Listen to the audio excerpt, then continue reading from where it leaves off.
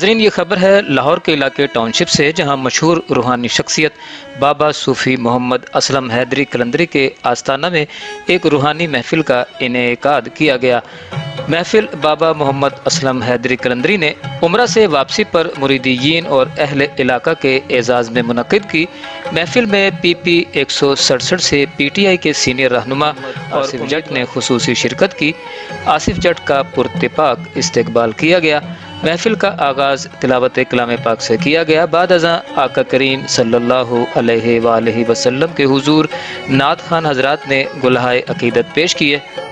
بابا محمد اسلم حیدری قلندری نے اللہ کی وحدانیت، حضور نبی کریم صلی اللہ علیہ وآلہ وسلم سے عشق و محبت اور خدمت خلق کی اہمیت پر پرمغز خطاب کیا اور شرکائے محفل کو توحید و رسالت اور اولیاء کرام سے محبت کا درس دیا۔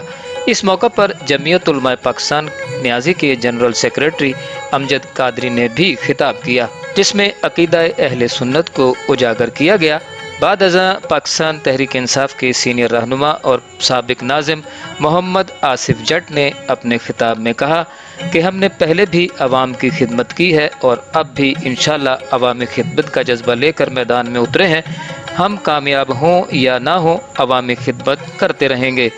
محفل میں ٹاؤن شپ عوامی اتحاد کے چیئرمین شاکر علی خان، ٹاؤن شپ عوامی اتحاد کے جنرل سیکریٹری رانا محمد شفیق قمر، ملک سہیل اور دیگر نے بھی خصوصی شرکت کی۔